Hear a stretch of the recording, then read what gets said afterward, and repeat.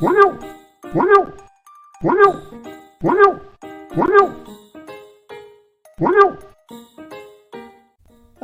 so the movie, Just Another Christmas.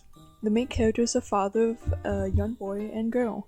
His birthday is also on Christmas. This has made it easy for him to grow resentment towards Christmas. Family sucks, Christmas dinner sucks. Grandpa had a stroke, and he's just catatonic. Main guy is a dick, then Grandpa looks him in the eyes and curses him. And so, the curse, that's the main point of the movie. It's not that there's just a time loop, like a Groundhog Day kind of thing. He doesn't just repeat the same Christmas over and over. He just specifically skips all year and wakes up next Christmas. So not a time loop thing going on. This is a specific trope, right? I'm not crazy, this isn't a common trope, right? Anyways, this movie kind of focuses on a Jekyll and Hyde kind of thing going on. All the rest of the year, he's some other guy that often seems to function on his more negative aspects, but on Christmas, he wakes up and has to deal with what he did throughout the year, such as cheating on his wife for a couple years.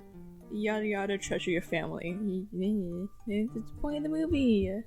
But there's a separate bit that has nothing to do with anything, but I want to talk about it. Trigger warning, cancer. I guess it's there to emphasize the you don't know what you have till you lost it, but years and years into the curse, his daughter has a son, yay! But she also has breast cancer. No. There's this sad scene where they cuddle and they try to appreciate each other's company, and you can see the man try and force himself to stay awake, because he knows he'll have missed a year of time he could have spent with his daughter when he wakes up, but he does end up falling asleep. Now, early in the movie, there's bits where he tried to fully sleep through multiple Christmases using sleeping pills, but this year, the next year after the one where he spent time with his daughter with cancer, he wakes up and there's a note on his stand next to some sleeping pills that his wife left him, and it's something along the lines of, "You might want to sleep through this one," and you really know that his daughter died of cancer. Take a drink every time I say cancer. And whoa, that's crazy.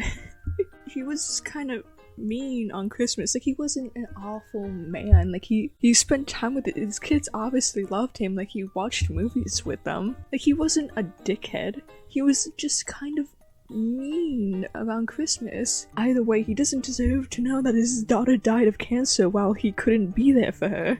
The curse should have already ended anyway. The more mean version of him is a good man now. We get a fucking montage of the other version of him just kind of obviously being chill enough to go on vacations with his wife, even though he knows the other version of him is gonna wake up. This goes on for years, so obviously happy for years. He's appreciating Christmas for years. And why wouldn't the curse be broken then? They just wanted to fucking make sure he knew that he loves his family. He does. He spends time with them. And he doesn't. And when the curse is broken, it gets broken the year after his daughter dies of cancer, and he just wakes up, the kids are there, he doesn't remember anything. He doesn't remember the curse. He doesn't remember anything. He just has a vibe that he loves Christmas. There's a scene he's at a car and he just goes, "I don't know why, but I love Christmas now." And what's happening? And during this bit, I keep on thinking, during the end credits, when he just doesn't know what's going on, he just loves Christmas now, I keep on asking, what about the cancer? The way the movie addresses this is, there's a montage, and he's going through his mail, and there's this pamphlet, and it's a cancer treatment center, of a pamphlet. I don't know how mail works. Does it send to you normally, or is that a magic cancer pamphlet? Did the curse put it there? The grandpa put it there? Is he still gonna have this fucking pamphlet 10 years later? He doesn't remember anything. Is he just gonna get a magical sense to know when his daughter gets cancer? In a couple years, is he just gonna get a vision transported into his head and go we gotta go to the doctor now? He's not gonna have that pamphlet later. The movie ends, the old man winks at the camera, and the quote I like from this movie is, I look like Mario from the Mario Brothers, set in anger. Okay, next movie. A Not So Merry Christmas. This one has a drag queen. And the crowd stands up and cheers. They scream, "Yay, drag queen!" The movie starts with a very elaborate musical number. And it's the only one in the movie. And the main character is a father of a young girl and young boy. His birthday is on Christmas. This has made it easy for him to grow resentment towards Christmas. Family sucks, Christmas dinner sucks. Okay. Diva Godmother is behind the bar and spikes his shot with Christmas magic. He gets cursed, and the Diva Godmother comes out in full fairy drag, with like a dozen people in black outfits behind her. The whole bar begins to shake, and the people in black outfits begin to like do like an interpretive dance while like Diva Godmother just vogues in front of him. It's like not really music, it's just like thumping going on. It's like, well, where is this vibe coming from? Why is this like really intimidating? Like, I'm not being a pussy. The sound design is like very like echoey and like it's loud. And then he wakes up, and each year and again it's like the same curse thing. They have the same curse thing going on too, that they don't loop the Christmas, they skip to the next year's Christmas, so they get older and older every year.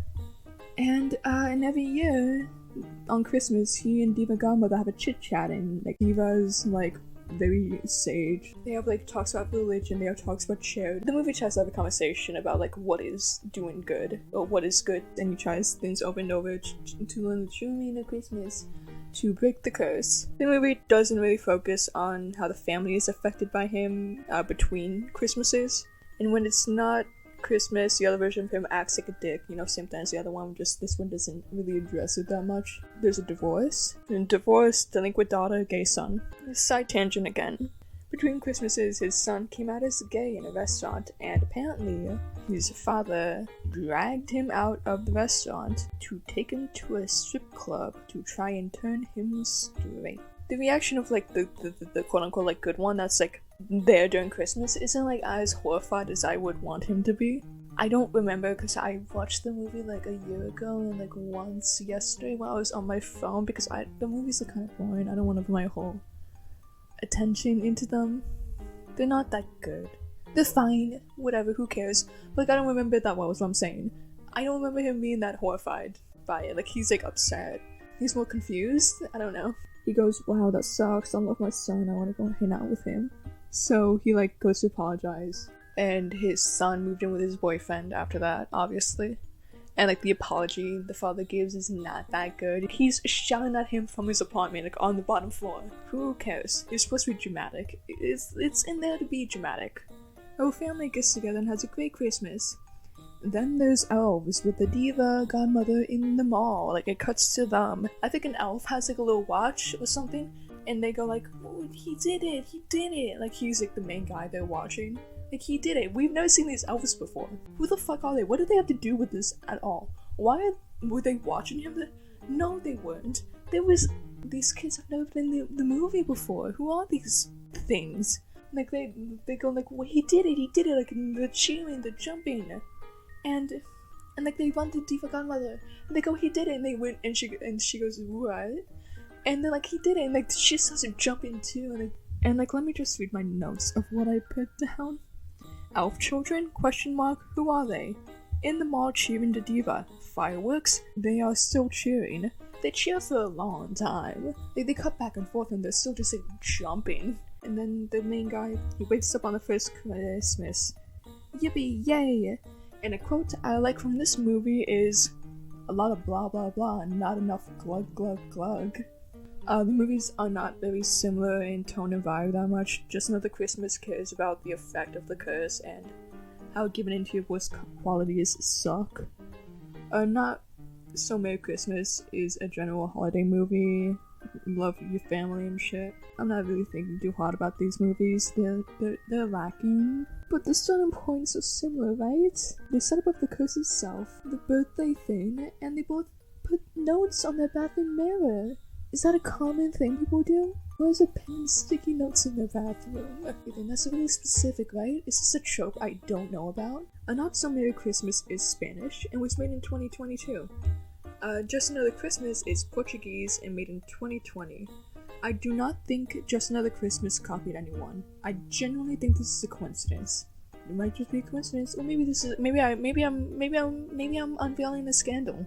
What if I'm awesome? What if I unveiled something really interesting and cool? And so I make a documentary about this. What if I'm so awesome and so cool? What if I'm so smart? But what's bothered me the most is how these movies are described, because they're not fucking time loops.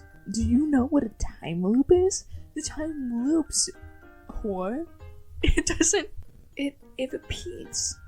You don't just, in the movies they skip Christmas. They skip the whole year except Christmas, and everyone ages. I lose my mind. This isn't a time loop. It's like the opposite of a time loop. You're losing time. It's not. There's no loops.